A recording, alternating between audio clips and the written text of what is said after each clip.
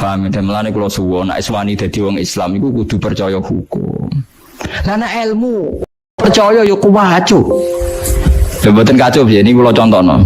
Kula contohno kasus-kasusé wong alim, sampeyan gak tahu duwe guyonane wong alim. Keyakinan bumi bulat-bulat to. Mboten keyakinane wong modern. Bulat-bulat. Sekarang kalau bulat-bulat, orang di Texas Amerika yang Ka'bah pas di bawah. Paham ya? Itu sholatnya madhep ngulon ta madhep ngetan. Apa ngalor apa ngidul wong padha. Lah ya ana jarak iku rubuk nggih. Malane nggone hisab falak ku diwari rubuk. Mergo ana jarak wetan kulon lor kidul rubuk. Lah nak seperempat. Sause seperempat agak ana jarak. Misale bulat-bulat lah. Bulat-bulat terus Ka'bah ning ngisor kowe pol dhuwur. Iku salate madhep ndi? Kira-kira pilihane. Lha mboten kan madhep ngalor yo tok, ngetan yo tok, ngulon yo tok. Wong padha kok. Lho nak rubuk kan ketok, misale ya kan sama kan? Lho nak rubuk ketok, kita ning wetane kulone, tapi nak sang pas. Itu Said Muhammad pernah ditanya. Kifaya Sayyid tusolli fi Texas. Maksudnya jenengan anak salat teng Texas madhep ndi? Jane ngulon yo oleh ngetan yo oleh, tapi aku madhep ngetan jan. Jadi itu jadi guyonane ulama. Lho umpama kita nuruti ilmu madhep, maksudnya nuruti ilmu sing jenenge madhep. Wong Indonesia lah salat madhep ngetan oleh. Pada akhirnya kan sampai juga. Lah repot kan. Ya nak bumi bulat-bulat ke madhep dia ke sarah kan. Sampai juga kan. Lah kok madhep ngalor yang ngono alasane? Sampai juga kan. Wah edan kabeh to nak anut ilmu. Lah nak ono anut ilmu apa hukum? Nah, anut tetep hukum. Paham nggih? Tapi hukum itu kadang-kadang kudu mbok langgar. Mergo nak mbok imani nemen-nemen hukum iku anti ilmu. Lah mulane kadang ana ayat fa ina matu walu fasamma wajhu. Misale wong perang salate bebas madhep kiblat. Wong salat ning perjalanan ning pesawat salate bebas madhep. Mergo kadang Allah nganggo ilmu madhep dia ndak padha wae. Fa ina matu walu fasamma wajhu. Dadi ku pangeran, dadi ilmu iku mbok imani ya hukum kudu madhep kulon. Nang Indonesia hukum kudu madhep kulon. Tapi Allah di beberapa contoh di mana kita ada harus madhep ngulon, yaitu sholat sunat fi safar sampai sholat fi siddatil khauf. Kalau kita ini sunai pangeran udah diono hukum, ana ilmu. Misalnya hukum ini rasa tersinggung biasa, hukum be ilmu. Misalnya kowe gobloke ra karuan. Di bojo ya goblok ra karuan. Dua sejoli padha-padha direputasi goblok. Wis. Wajib didik anak kon ngapal Al-Qur'an utawa kon pinter matematika. Didik wajib iku hukum. Tapi cara ilmu gak mungkin. Wes ora mungkin abot. Jenenge gen kebodohan itu berlanjut. Misalnya wah abot itu selapon. Wong kula di guru sepuh niku mondok bapake dhisik ora hafal alfiyah. Gobloke ra karo anake di pondok lha iku gurune nak kakon leco gobloke bapakmu kok mbok tiru mesti ngono ta komentar. Hukum be ilmu beda ta ora? Beda. Ya akhirnya piye? Jadi kita sebagai kiai ini tetap mulang, tapi secara ilmu yakin nggak beda jauh deh sama bapaknya. Mesti ngono. Lah apa terus keyakinan ngono gak usah merubah hukum ya ora iso.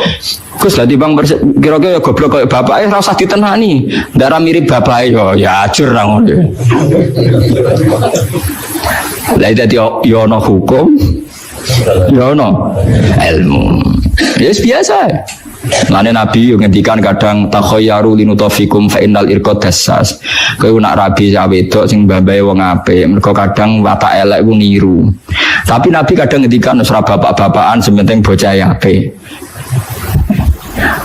Tapi masalahnya, kalau sering dibantah bet yang jangan ala Gus anggere sing sesuai sifat sini karepno Nabi bocah ra gelem. Sing gelem sing rasa sesuai disifatno Nabi. Ya nak teman sing kaya Gus wonten niku Gus sugih alim golek ning sugih bener kan gampang. Lah sing nyakang-nyakang kriting ndek lho. Angel to. Akhire kriteriane kan sing gelem kan. Lah iya malane wong-wong sing sithik-sithik muni sunah Rasul ku ya repot. Perkarane misale sunah Rasul ning kawin, aku hafal hadis tungkahul mar'atu li arba'in. Wong wedok dinekau pertimbangkan 4 hal. Di jamaliha wa nasabiha ono sing ngendali diniha wa maliha wa nasabiha sifat bi dzati din. Pokoke wong wedok dinekau 4 hal pertimbangkan. Agamane baik, raine. Nabi ngendikan wa jamaliha ayu, wa hasabiha nasabnya baik. Coba ayu turunan kiai pinter, terus sing lamar kriting elek anake wong biasa. Dia ini percaya sunah Rasul, apa ngenteni sing sesuai 4 kriteria iki.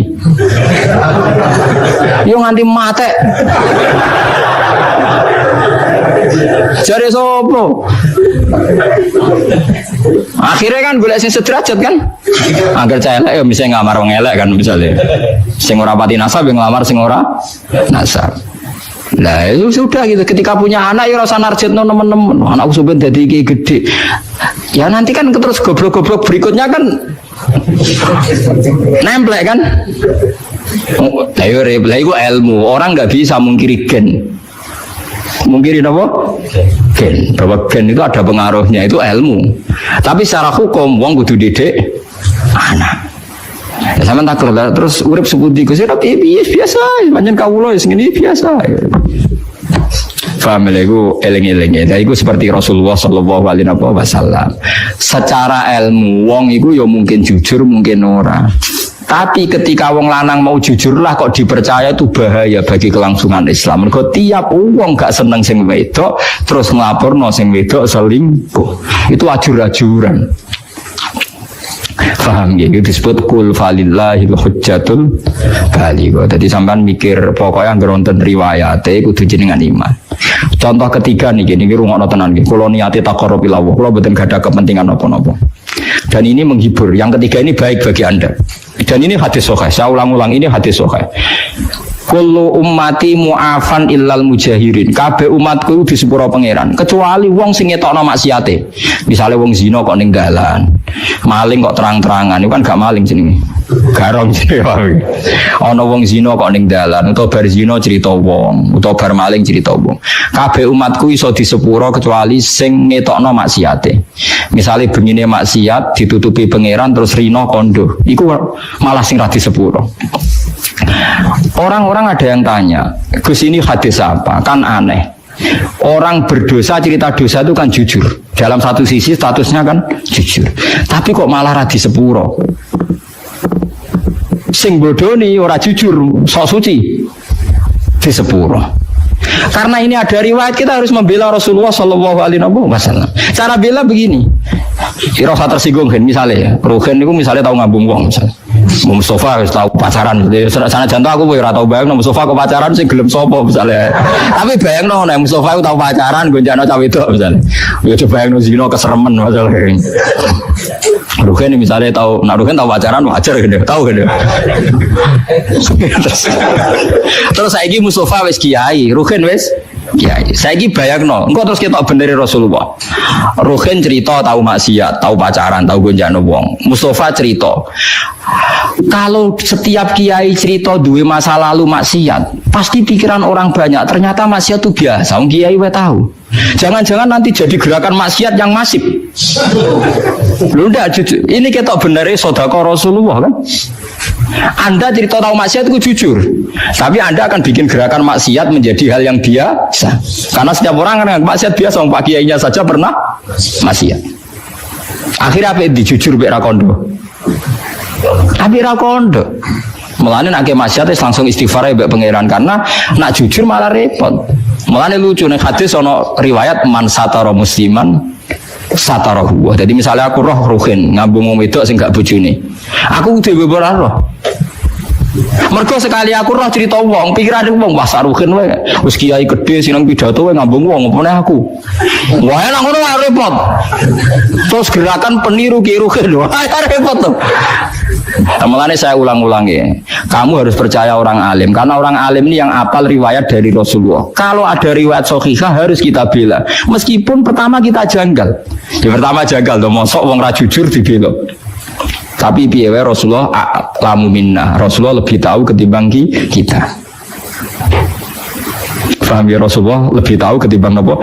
Alhamdulillah dalam hadis ketiga itu tak pikir seneng kabeh atau ora kodo-kodo, paham gitu. Jadi niku cocok kono ae wis. Pak niku cocok kono ora usah dipikir napa cocok. Tapi memang ya kadang syariat itu ada. Dan Nabi dibantah wong ya bolak-balik. Ya Rasulullah kok kon golek seksi papat tak sedembar. Paham ya lengen-lengen.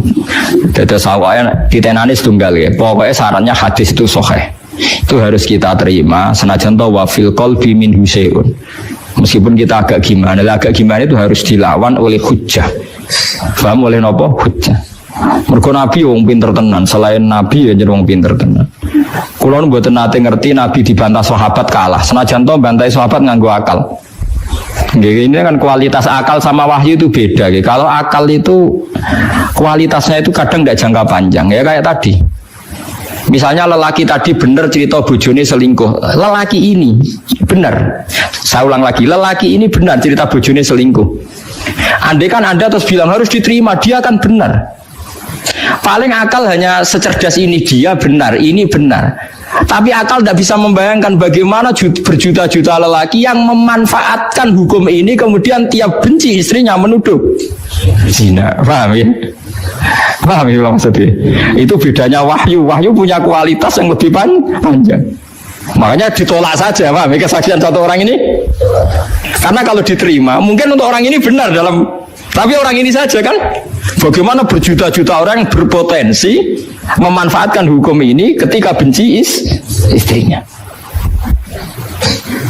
Paham ya kalau maksudnya? Nah, yang pentingnya ngaji. Mulane bener Mu'adz bin Jabal ta'alu nu'min bina saatan. Kita kepengin iman bener iku anut ulama. Ulama macane sing akeh. Sampeyan gak kudu anut kula. Kula anut Gus Bak kowe oleh gedeng aku, tapi ilmune ora oleh mbok gedhingi ngalim kula. Lha kok kecuali sampeyan saniki alim kula Gus monggo.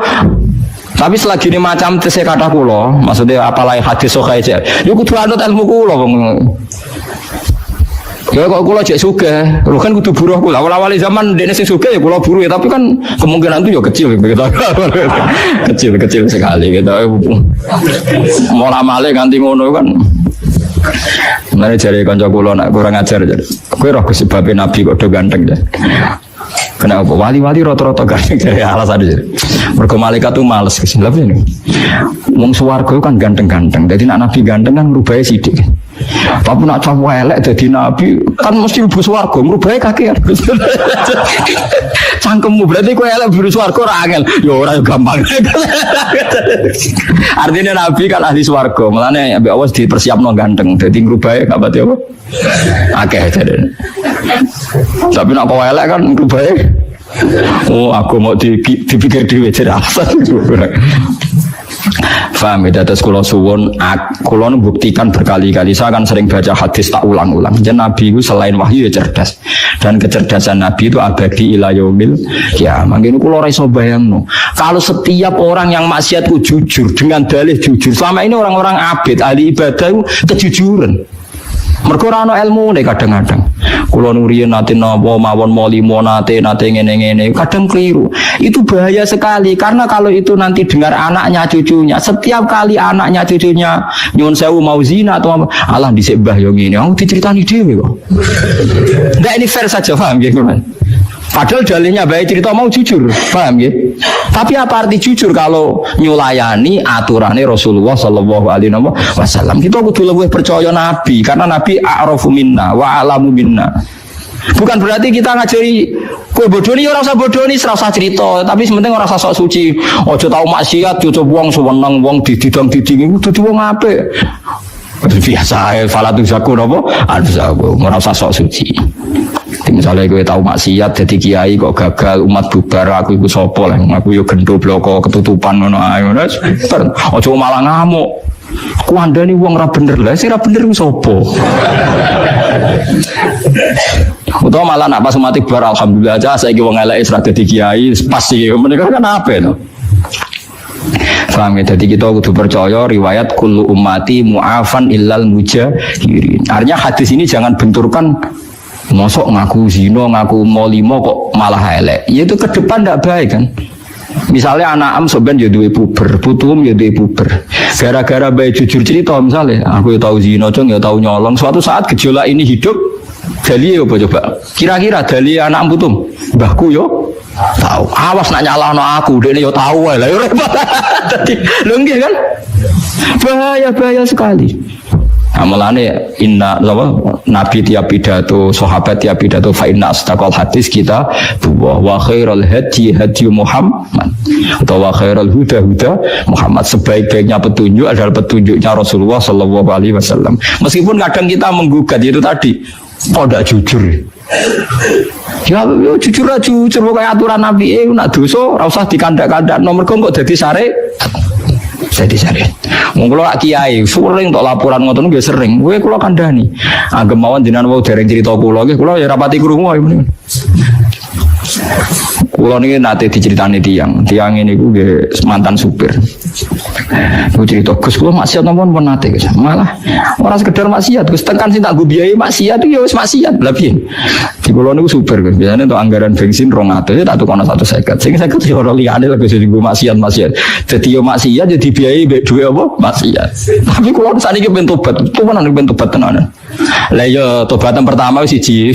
Aja cerita iku. Tobatan siji aja cerita iku nah terutama ning anak putum. Lho, kalau cerita ben ora kaya aku, yo nek tahu cerita malah sampeyan diteroblok kok dikandani iki ya ora ngandel iki. Ada iki ya ora ngandel. Goblok ora barbar ora. Ya Gus kula ora bakal cerita. Lah tapi ora usah sok suci. Dadi nek anak mranyu cuk kowe utawa wong iso iku biasa iki. Saya alhamdulillah melawarat terus wis ra iso apa-apa. Napa niki Gus hukumane kula mlaku? Oh, jek ana meneh. Tenang ae ya udah. Saiki ora ana raja, manane ya ngene iki babak belur melarat. Kadang-kadang nggih kula dilih iki terus kok langsung swarga ora tetep ra iso.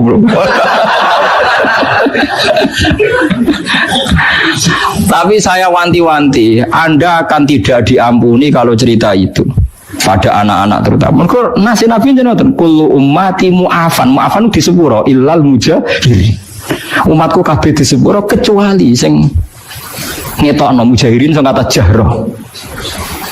Lah sakniki sing pun kadung cerita nggih dilereni utawa dibatalno. Kok bener, tapi kok ngadeng ngandel, potongane ngandel ngoten. Mulane Sayyidina Ali nate, Sayyidina Ali yo lucu. Wong alim mesti ono lucu deh. Dadi Sayyidina Ali ku ono wong ngaku bar ngambung rondo apa ngaku. Walhasil Sayyidina Ali apa dijilid. Ya Ali kamu bar ngambung ngeten-ngeten. Tapi kula bariku getut deh kepengin suci. Jadi Ali ya tenang ya. Ya tak jilid. Mungkin bermaksiat dijilid itu dicambuk kayak polisi Aceh kan terus apa? Senengane nyambuk itu yang terus yang tengah Aceh nih. Barang dicambuk barang ora pecut mikir. Wis selesai wong akeh. Ya Amirul Mukminin. Mboten kula wau guyon. Dicolok Mbak Ali. Mbak Ali dicolok. Sayyidina Ali disalahkan sama penasihat-penasihat. Ya Amirul Mukminin kenapa engkau lepas? Nah aku mau pas nekel ape nyambuk jare ndekne. Artinya saya tadi mau mencambuk dia berdasar omongannya dekne. Lah saiki dekne mencabut omongannya ya tak colok kan. Jare penasihat, wong kok pintere ngono. Artinya ketika dia mau mencambuk kan berdasar informasi dia kan. Tapi ketika dekne mencabut penasihatnya seneng tetap dicambuk merosyo gregeten tapi cara Ali ya ora iso ngaku apa nyambuk berdasar omongane dekne saiki tak culno ya berdasar omongan dekne kamane satu-satu lah. Lah anak Mas itu ora cara kula terus mawon lah berarti hasud kan seneng makan korban kan. Lah iya artinya ngene nek kowe fair misalnya Ruhin ngaku Gus kula riyen mati Gus ngambung rondo. Berarti aku kan terbesit ngandel. Suatu saat Ruhin ngono, ora Gus dhisik bodoni. Lah kadang setan itu seneng percaya wae sing kedua goro. Lha kan lucu kan ketika pertama Ruhin ngomong, kowe ngandel kan mergo omongane Ruhin. Harusnya saat dia mencabut kowe kudu ngandel kalau fair kan. Tapi setan kan ora senengane kon milih sitok. Lah sitok mesti sing suudzon awak paham ya. Lha iku setan nek ngono paham ya. Dadi nek Ruhin cerita Gus kula nate ngambung tiang. Misalnya ngandel. Suatu saat Ruhin, "Bagus aku kiai." Ya aku terus ora ngandel.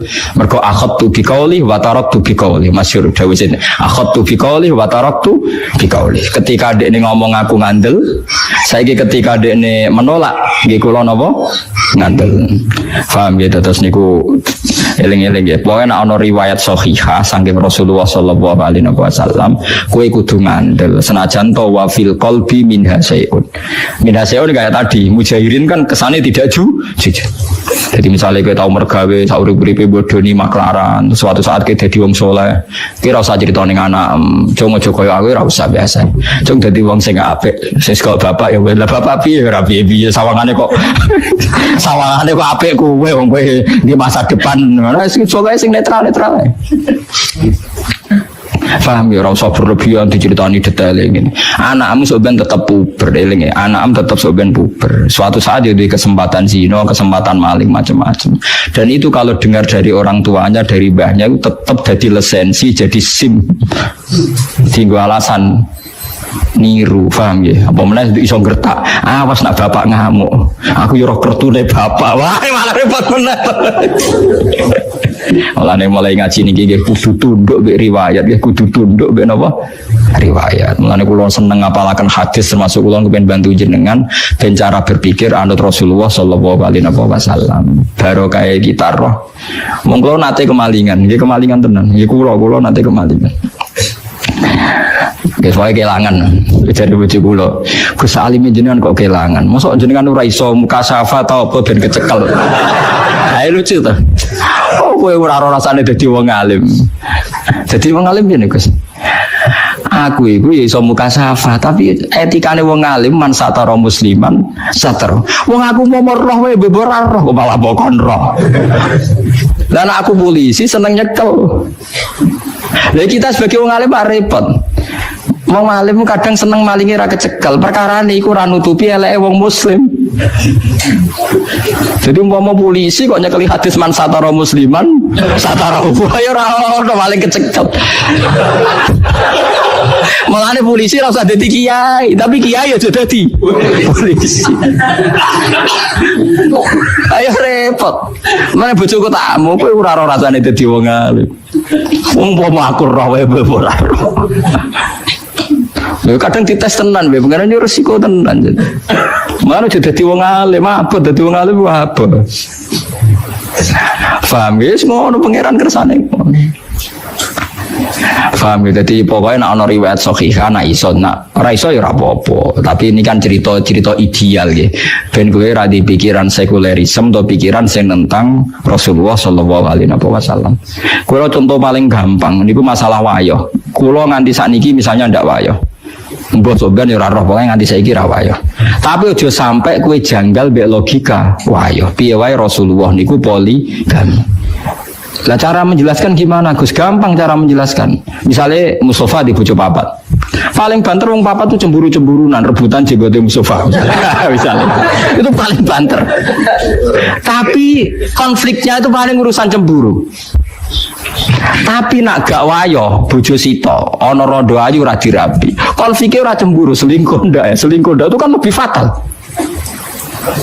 Artinya ngene lho, tukarane bojo papat urusan cemburu, tapi nak bojo sito taruhane zina ta, selingkuh ta ora. Akhirnya gue misalnya pikiran mutusno ora selingkuh, rondo iku tak rapi lah. Iya berarti kasus wis poligami kan lebih baik kan. Paling tidak Anda bisa memberi penjelasan. Saya elek-elek wong poligami paling resikonya hanya resiko cemburu. Tapi nak ora poligami ini podo-podo bayangno potensi maksiat, potensi ini selingkuh. Apa orang anti zina Gus mau delok-delok Anda ya podo wae kan. Lah nak cemburu masuk bojomu papat sisi tok dijelok tok ya sisi tok apa cemburu. Lah malane titenane wali ku gampang. Wong sing gak janggal mek sunah Kanjeng Nabi meskipun dene ra nyali melakukan. Saya pernah ditanya, ini kasus nyata.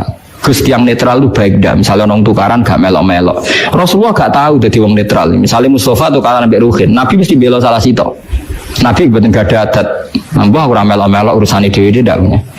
Karena kalau gak melok-melok artinya ngeten.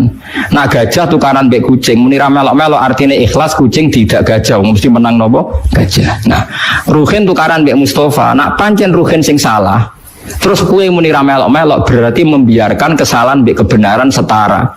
Padahal tugasnya Nabi ku furqon, misalnya barang hak ambek batil. Makanya Nabi pasti ngambil sikap. Bela Mustafa mergo sing hak.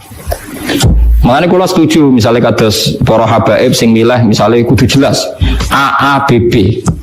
Enggak harus menjelaskan. Jadi misalnya menolak ini enggak apa-apa, kudu jelas. Meskipun orang lain bisa beda tapi kudu jelas. Misalnya kalau orang Islam nolak A, seperti di Jakarta ya harus bilang nolak A. Ciri utama kebenaran itu yang hak-hak, yang batil-batil. Lalu soal kita harusnya tetap menerima karena konstitusi ya, karena kita orang Indonesia. Tapi ciri utama kebenaran harus bilang kalau ini A batil, kalau ini B benar misalnya. Nggak boleh kamu netral. Podo aja tidak bisa. Nanti barang hak setara B barang batil. Paham ya? Makanya ciri utama Nabi itu al-farik. Al-farik itu memisahkan hak dan batil. Quran juga furqan. Furqan itu bainal haqqi wal batil. Ora lah tapi nada jor ora melo-melo hebat. Mboten derek-derek kula nomun. Mboten derek-derek koyo bijak nang Jawa mboten derek-derek niku bijak. Lah itu ndak bisa. Lo meskipun kita sendiri sebagai orang Jawa ndak punya nyali farik misalnya. Tapi ojo kok sampai terus kowe dukung netral itu ndak baik. Karena kalau Anda netral berarti membiarkan barang batil setara dengan barang hak. Nah, ciri utama kesalahan termasuk iku wahum bi rabbihim ya'dilun. Orang yang mensetarakan hukumnya Allah antara yang hak mbek napa batil. Mulane jare Ahmad bin Hambal, nek ana wong kok atrap mbek tukang bid'ah utawa tukang maksiat, fashhad ndek niku wong adoh pangeran. Mosok ambek wong saleh akrab, ambek wong elek yo akrab. Engko akhire wong elek nganggep aja jebule padha wae. Tapi nek ana dinenge, ana ya pokoknya ono perlakuan yang beda kan kita ono ini ada hak, ada apa batil. Lah terus solusinya jika kita secara hukum sosial tidak bisa sini ngendikane ulama-ulama. Solusinya adalah saat Anda berdoa sing tenanan assalamu alaina wa ala ibadillahis sholihin. Sehingga Allah menyaksikan kita sampai hati kita bahwa kita hanya berkawan sama mereka yang soleh. Assalamu alaina wa ala ibadillah. Mergo ya lek tenan kan misale ki di tangga tukang zina. Terus kowe mbek Mustofa ya apian disilai sepeda motor Mustofa ya oleh digo khutbah. Bareng disilai tangga tukang zina digone-gone tempat maksiat. Ya oleh mboten sekeco sami-sami tangga. Lah tapi masalah sing sitok nyileh digo tempat lonte, sing sitok digo khutbah. Mbok padakno. Lah kowe sampeyan ketemu pangeran dadi yo khirin. Goblok kok nganti ngono. Harus farik, harus ada furqa. Jadi kudu tegas, kan apa silah kue mari bogo maksiat, kudu tegas. Paham ya? Jadi jenengan kula minta meskipun kita ndak harus jadi ekstremis, tapi minimal ijek duwe sisa-sisa farik. Mergo ciri utama kebenaran apa wa ya'alakum furqana. Jadi farikon lakum. Paham ya? Terus keempat, ini contoh yang Rasulullah pernah dibantah sahabat. Al-qatil wal maktul finnar. Nabi kadang yo ngendikan yo seni. Al-qatil wal maktul, wong mateni mbek sing dipateni padha-padha neraka. Dadi misale Ruhin mbek Mustofa tukaran. Bareng bacokan Mustofa sing mati. Mustofa layu finnar. Ya senajan to ra selawase asal mukmin mboten napa selawase. Sahabat takok, hadza al-qatil fama balul maktul. Ya Rasulullah, kalau pembunuh masuk neraka saya masih nerima. Kalau yang dibunuh kok masuk neraka alasannya apa? Terjawab Nabi, innahu kana harison ala qatli sahibi. Ya nasibnya elek dene nganti terbunuh. Mentalnya juga pembunuh. Loh, ketika kita duel kan sama-sama mentalnya pembunuh kan? Cuma yang terbunuh nasibnya jelek dia mati kayak orang saling menembak, mentalnya kan sama-sama pembunuh. Cuma yang satu nasibnya jelek terbunuh, tapi mentalnya kan pembunuh. Makanya Nabi ngintikan al-qatil wal maktul finnar. Karena yang sekarang maktul pun, yang terbunuh pun sebetulnya mentalnya pembunuh. Yaitu Rasulullah Shallallahu Alaihi Wasallam. Ternyata ketika ngendikan yang kontroversi sekalipun itu yang benar. Makanya dari pengalaman ini kita kudu yakin nak Nabi dawuh kita kudu iman. Senajan mungkin akal kita belum menjangkau. Itu diantara bukti Allah menghendaki atau mendesain Islam seperti ini. Orang yang belajar di Indonesia itu pengetahuannya Islam, pengetahuannya tentang Islam itu tidak kalah sama yang belajar di Al-Azhar, sama yang belajar di Arab Saudi. Makanya ini PR-nya UMM, PR-nya IAIN, PR-nya UIN. Bisa enggak sealim mereka dalam bahasa Arab? Nah, bahasa Arabnya man anta ana zaidun. Jangan sampai, karena kita di sana ini kadang dibully. Orang Arab tuh kalau bully kita, sampai tak kasih cerita. Oh, itu ngawurnya Masya Allah. Kata dia, ada anak orang Indonesia haji. Si anaknya orang Indonesia dijotos sama anaknya orang Arab. Dijotos, dipukul. Sehingga cerita terus si orang Indonesia nggak terima, anaknya yang orang Arab dipukul. Yang balas bapaknya. Orang Arab tanya, lima ada dorab ibni, kenapa kamu mukul anak saya? Itu orang Indonesia bahasa, wah aku biasa. Jadi hanya bilang gitu. Arya, anak saya dihada ya maka tak ada. Arabnya gitu. Anak saya dipukul maka saya balas mukul. Itu orang Arab mantok-mantok, oh gitu. Paham? Suatu saat ada orang Indonesia itu sama orang Arab itu dilus-lus itu ya digini-giniin. Karena dia latihan bahasa Indonesia, latihan bahasa Arabnya itu masih mufrodat. Jadi kalau mengartikan yadun itu tangan, saro itu jalan. Jadi kalau jalan ya saro-saro. Roksun itu kepala, ana itu engsun. Jadi karena dia nggak ngerti penggunaannya, itu bahasa Arabnya itu yadun anta. Jadi bukan yaduka tapi yadun anta. Berarti tangan kamu. Saro-saro itu jalan-jalan. Ala roksi ana yang atas sirah ini. Jadi mestinya yang benar kan yaduka saro ala roksi atau gitu. Tapi enggak dipotong-potong. Yadun tangan kan, anta kamu. Berarti tangan kamu. Saro-saro jalan-jalan.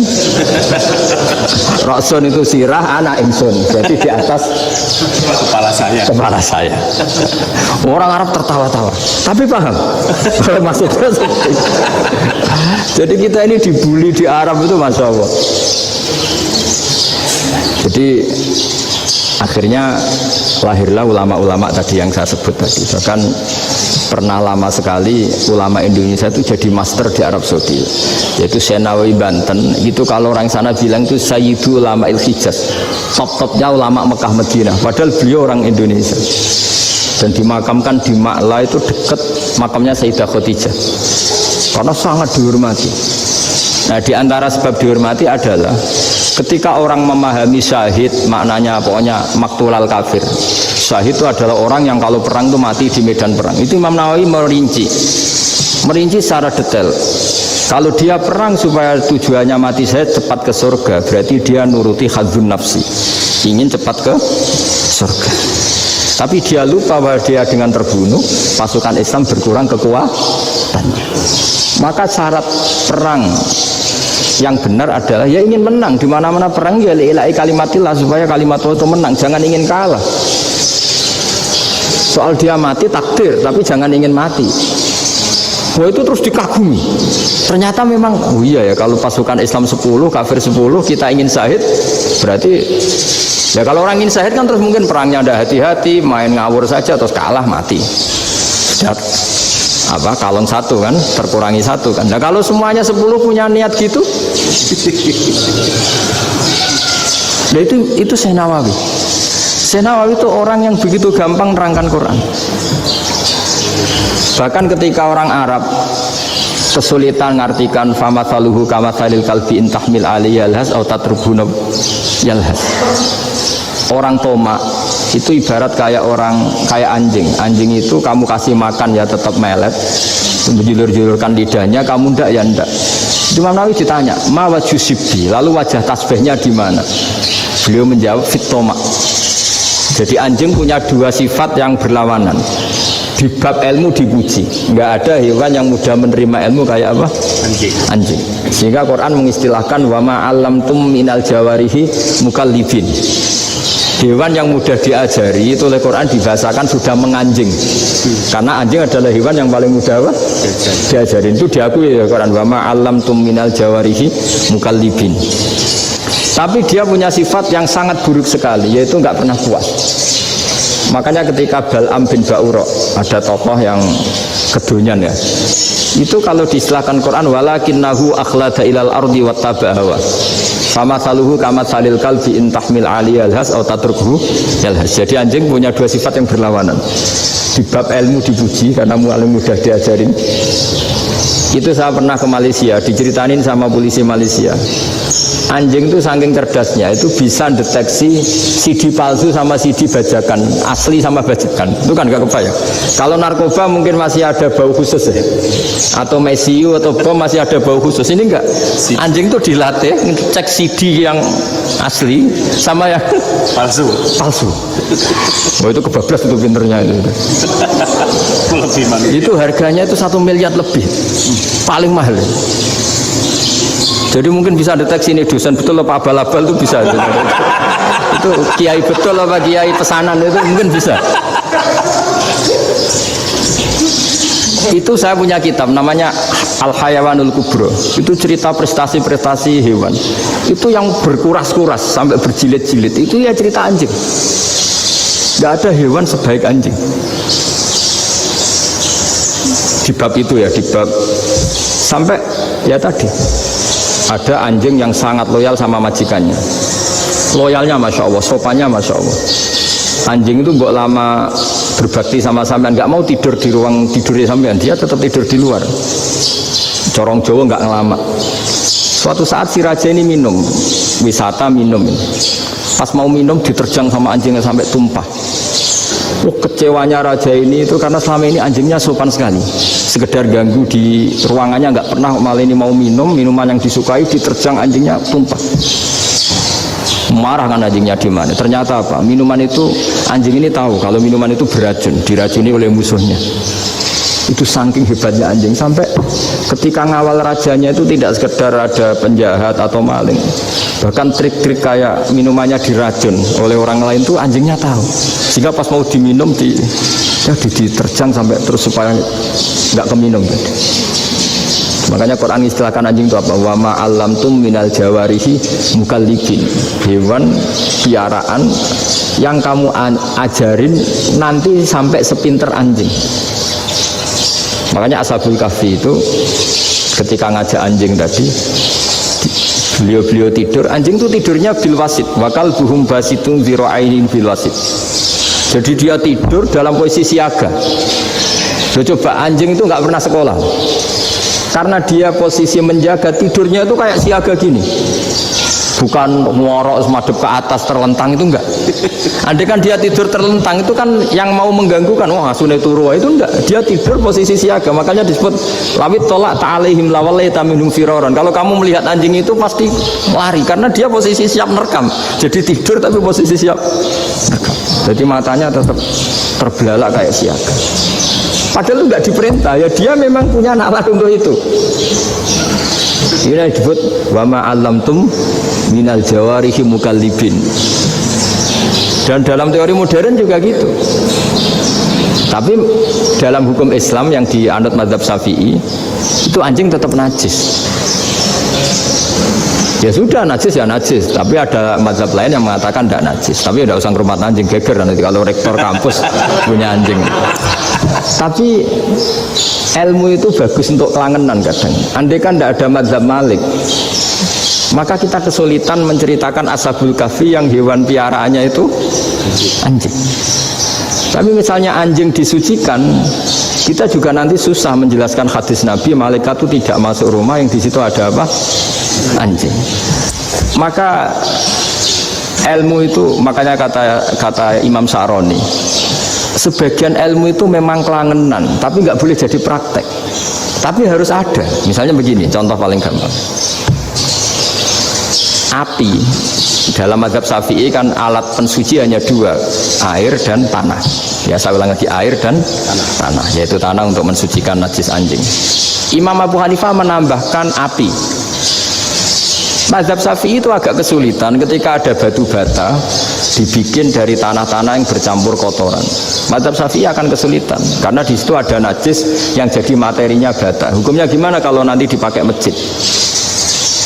Tapi barokahnya ada beberapa mazhab. Abu Hanifah mengatakan dan api. Jadi apa tadi air, tanah, api. Alasannya masuk akal. Ketika usatul mukminin, orang-orang mukmin yang ahli maksiat itu sebelum masuk surga, kalau dia dosanya banyak itu dibakar dulu supaya suci. Emas itu untuk memisahkan dengan materi lain juga harus dibakar. Berarti api termasuk alat. Artinya gini, batu bata yang materinya dari tadi najis sekalipun, ini menjadi suci karena ngalami pembakaran. Tapi kata Imam Sa'roni, ilmu ini hanya sebagai ilmu. Jangan sampai kalau kamu mau wudhu gak ada air terus membakar diri lah, ini ribet kan. Jadi ilmu itu sebagian memang untuk kelangenan. Karena kita butuh. Andai kan tidak ada mazhab Abu Hanifah, maka kita akan kesulitan pakai bata. Yang kita tahu cara bikinnya kadang di tempat yang kotor, di tempat yang najis. Tapi karena ini ngalami dibakar, maka hukumnya suci menurut mazhab Abu Hanifah. Dan itu sering. Ulama itu sampai apa? Saya punya kitab fikih namanya Fardul Masail. Pengandaian ada masalah. Jadi masalah itu belum terjadi tapi diandaikan. Misalnya kayak di Texas. Bumi itu bulat bola. Texas itu kalau dibor itu pas Ka'bah. Lalu kiblatnya di mana? Bumi ini kan hanya rubuk-rubuk seperempat. Yang ada arah itu seperempat. Tapi kalau Ka'bah itu sama Texas atau Texas dengan Ka'bah itu lalu kiblatnya mana? Sudah bebas arah. Maka ilmu mengatakan maro'ahu muslimuna hasanan fawa indahu hasanun. Kamu jangan nuruti ilmu hakikat tapi nuruti mindset. Kalau mainstreamnya orang banyak seperti itu, mindsetnya orang sana misalnya Ka'bah sana ya ikut sana.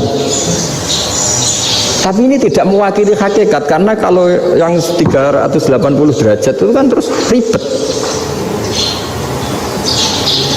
Makanya ini kesulitan di bab-bab fikih. Ya saya ulang lagi, kesulitan di bab-bab fikih. Makanya fikih itu selalu bicara, misalnya gini, ada orang sholat. Saya ulang lagi. Setelah salam pertama dia kentut, itu sholatnya batal apa enggak? Itu lama berdebat. Yang dikatakan rukun sholat itu salam pertama, sehingga orang kalau sudah salam pertama, maka sudah keluar dari sholat. Maka kalau kentut gak apa-apa, wong yang keluar dari sholat itu salam pertama. Tapi lalu pertanyaannya, kenapa Nabi salam 2 kali? Lalu yang kedua gunanya apa? Ribet kan, partai ini kalah pasti kalau ditanya gitu.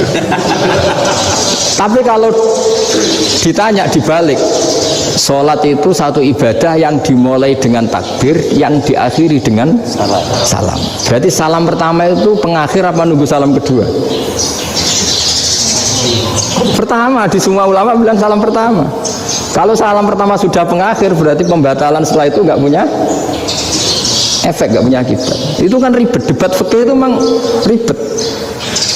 Fikih itu memang senam otak karena pertanyaannya mirip-mirip seperti itu.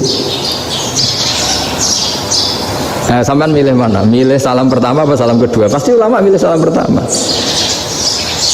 Jadi anehnya fikih itu di situ. Misalnya orang mati, takbir itu berapa kali? 4 kali. Andai kan takbir 5 kali itu batal apa enggak? Satu ulama mengatakan 5 kali itu batal. Karena rukunnya sholat jenazah itu takbir 4 kali. Berhubung ini rukun, kalau nambahi ke 5, berarti menambahkan rukun. Kayak kamu sholat, rukuk 2 kali kan batal. Sujud 3 kali, batal. Karena menambahkan apa? Rukun. Berarti kalau takbir 5 kali, batal. Tapi pertanyaannya, takbir itu adalah wiridan biasa, sehingga kalau ditambahkan nggak punya akibat, batal. Jadi perdebatan ulama itu kadang ya lucu.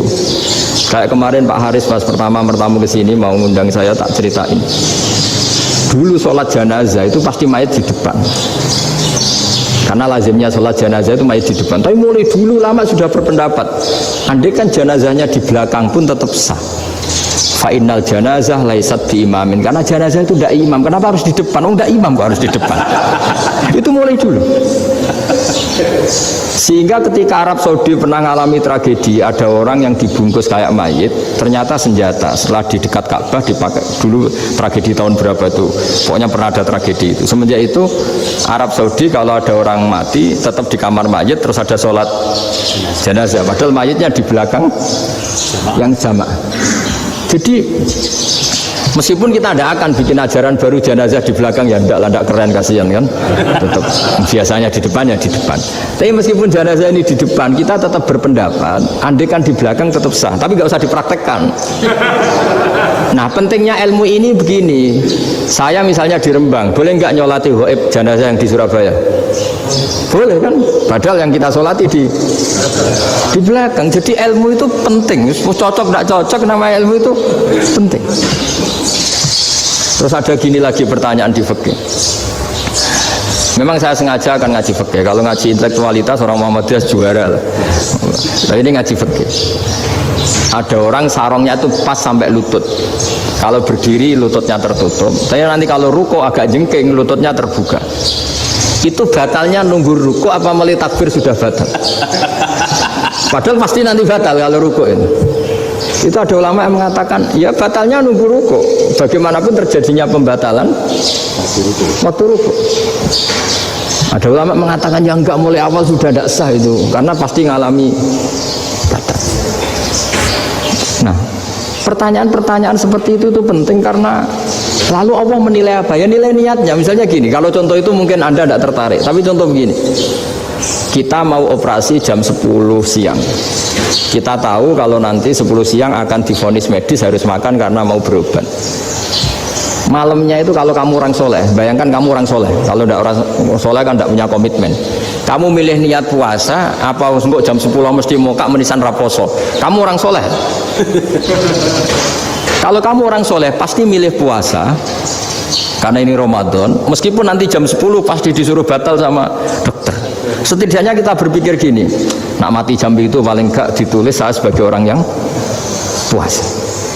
Jadi perasaannya orang soleh itu beda. Kalau orang kok sampean barang menisan raposo kok ya mesti.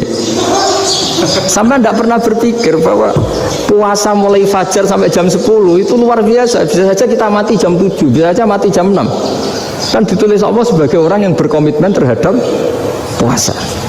Terus ada kemungkinan kecil, adalah jam 10 itu dokternya sakit atau nggak jadi ke sana. Berarti kamu kan nggak jadi boga. Kan ya mungkin juga. Sama yang tadi, delala sebelum ruko ono wong sing nyarongi sampean. Sehingga sholatnya normal. Kamu tidak menemukan pakaian yang pas, jebule pas setelah ruko, mau ruko, ono wong kata, wah sholatnya kira bener disarongi. Itu agama. Jadi agama itu dimulai dari mana coba? Dimulai dari niat, dari komitmen. Nah, sekarang kelirunya kenapa ada garis keras? Agama itu dimulai dari keinginan ideal. Yaitu yang mulai itu ada orang-orang garis keras. Agama ini enggak, agama ini dimulai dari niat. Sampai ada kaidah agama la yudroku kulluh, la yudroku kulluh. Kalau tidak bisa ideal, jangan ditinggalkan sama sekali. Tapi orang enggak, sekarang bayangkan Islam itu ideal.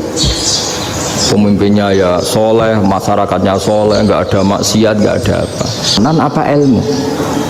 Kalau secara ilmu mulai dulu ya ada orang dolim, ada orang soleh. Nabi kurang baiknya. Di angkatan itu ya ada orang munafik.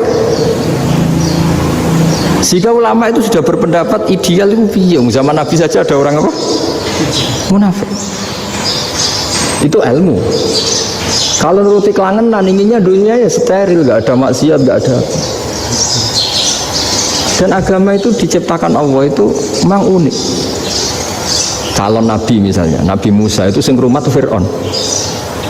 Ketika Nabi Muhammad lahir, sing ribet manitia ini Abu Lahab.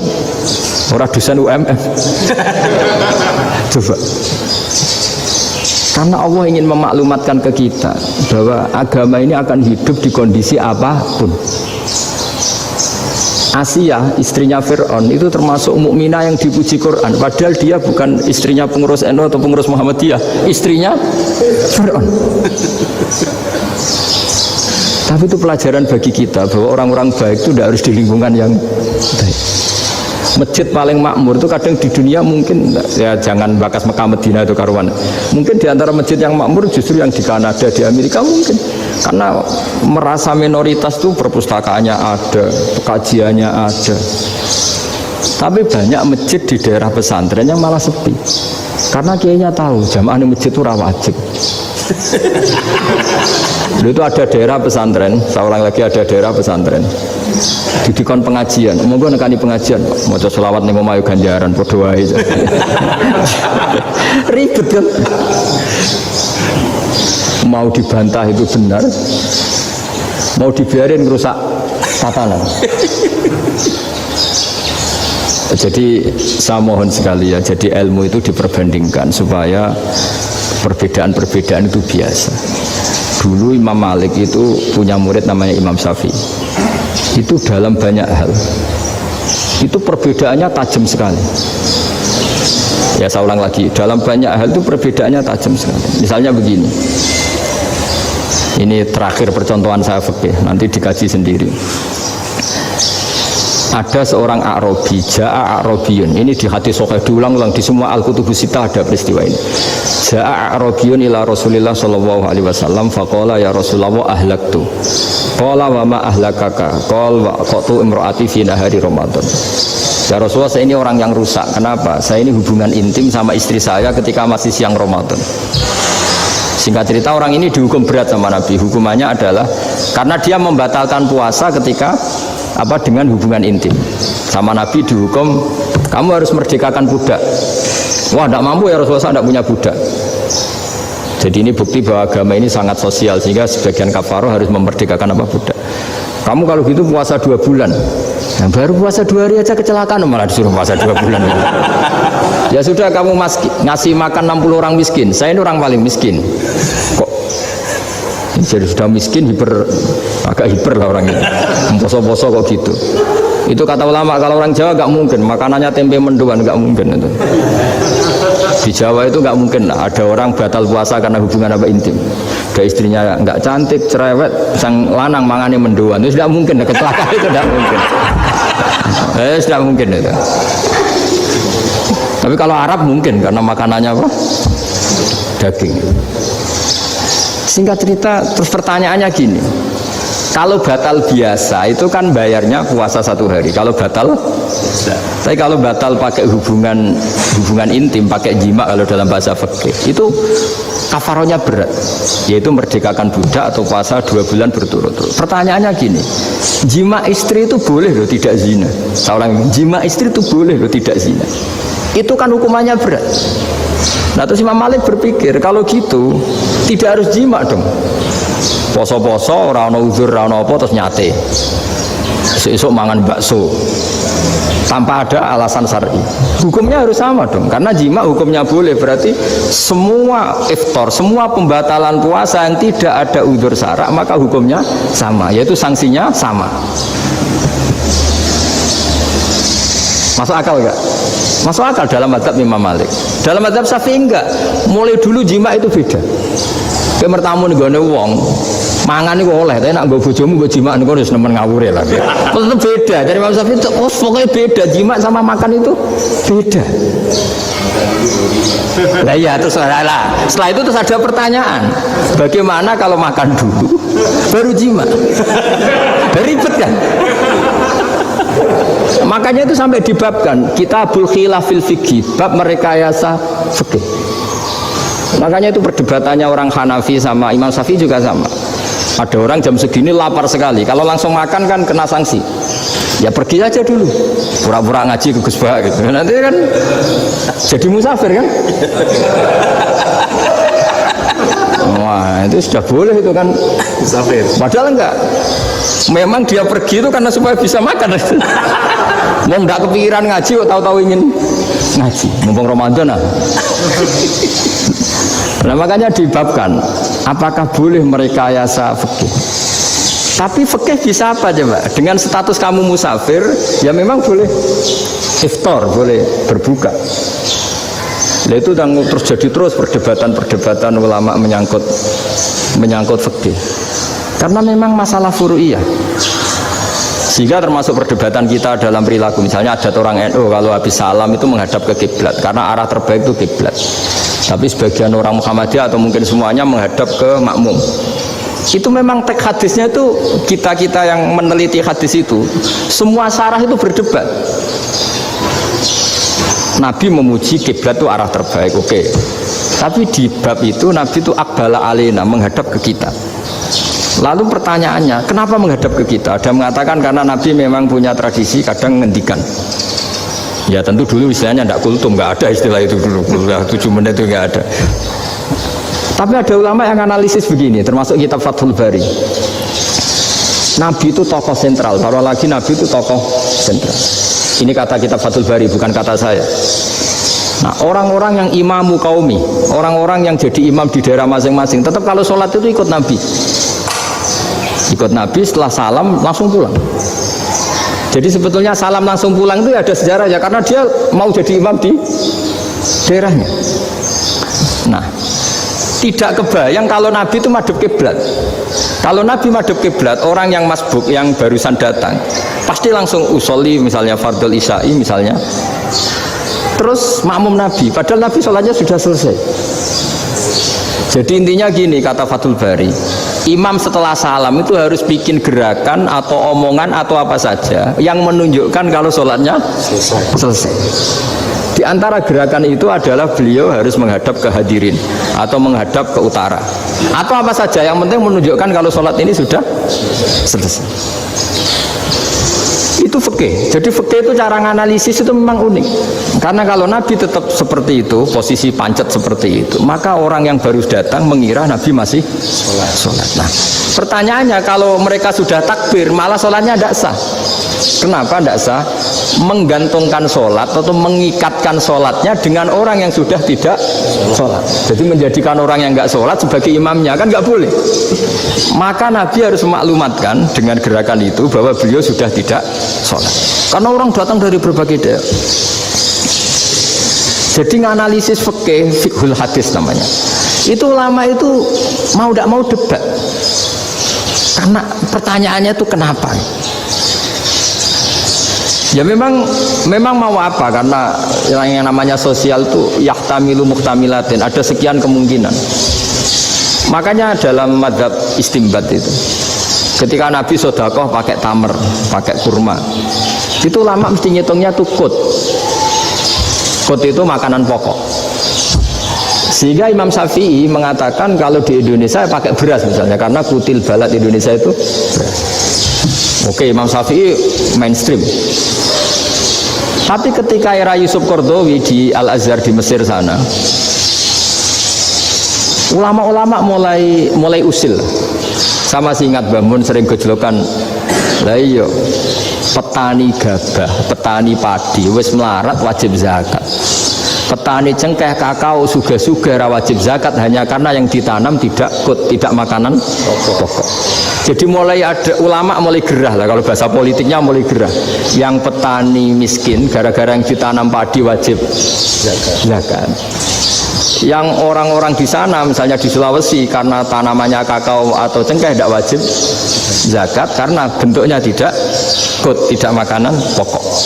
Geger kan di Al-Azhar geger. Akhirnya hampir semua ulama berpendapat ya sudah sekarang ketika Nabi menzakati makanan pokok itu jangan dihitung sebagai makanan pokok. Wa mimma akhrajna lakum minal ard. Apa saja, ma itu apa saja. Makanya kata Yusuf Qaradawi, ma itu apa saja. Makanya semua tanaman yang menghasilkan uang itu wajib zakat. Nah, masalahnya kitab-kitab Syafi'iyah itu sudah mamlu'ah, sudah penuh dengan penjelasan misalnya fala zakata fil khadrawat, maka enggak perlu zakat untuk kayak kangkung, semangka dan sebagainya. Nah, lalu kiai-kiai angkatan modern kayak Mbah Mun itu sering dapat masukan. Saya pernah dengar sendiri, Yai, saya ini punya sawah 1 hektar, tak tanamin padi, itu nggak pernah kaya saya. Sekarang tak tanamin kangkung malah saya kaya, karena tiap 3 hari panen tak kirim ke Jakarta. Itu orang Indramayu yang tanya. Jadi gak tanam padi gak pernah kaya, tanam kangkung kaya. Nah, karena dia orang soleh, kalau zakat boten. Mau diwajibkan zakat tidak makanan pokok, mau tidak wajib dia kaya. Semenjak itu perubahan di Indonesia ikut. Akhirnya ada zakat, pokoknya asal tanaman yang 1 nisab ya wajib zakat. Masih ada debat lagi. Ketika nanam ingin dipanen, itu dia petani apa pedagang? Karena nanti perdebatannya ikutnya zakat zuruk, zakat tanaman apa zakat pedagang. Kalau sampean nggak pernah debat berarti sebenarnya Anda tidak dosen Islam ini. Berusaha nggak pernah diskusi fikih apa Islam. Karena saya berkali-kali punya tamu itu begini, Gus saya ini pedagang melon. Tapi dia penanam melon, jadi pedagang yang agak ingin badi banyak. Itu caranya gini Pak Rektor. Saya misalnya pedagang melon, daripada saya kulak di pasar atau dari petani sudah mahal, nyewa tanah sekian hektar terus ditanami melon. Setelah berhasil, ini dia zakatnya tanaman apa zakat pedagang? Karena dia nanam itu mentalnya sudah pedagang. Padahal nanti zakatnya beda kan? Yang satu 2,5%, yang satu rubul usur sama nisul usur sama usur, 1/10 sama 1/20. Kalau zakatnya zuruk kan 1/10 atau 1/20. Yang satu rubul usur, kira-kira 2,5. Saya ulang lagi ya. Jadi di era modern itu kita jadi bingung, pedagang tapi gayanya petani tapi hakikatnya. Jadi gampangannya gini ya, kalau saya pedagang beras, kalau saya kaya raya, itu mendingan nyewa sekian hektar untuk ditanamin beras, padi ya, daripada tengkulak, daripada beli. Akhirnya perdebatannya ini zakatnya pakai apa? Misalnya tebu, misalnya petani tebu. Oh jelas kalau jual nanam tebu itu ingin dijual. Masa apa tiga es tebu berhektar-hektar?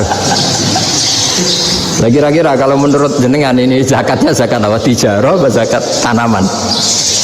Mentalnya tijarah, mentalnya pedagang. Nah ini saya hanya mau cerita.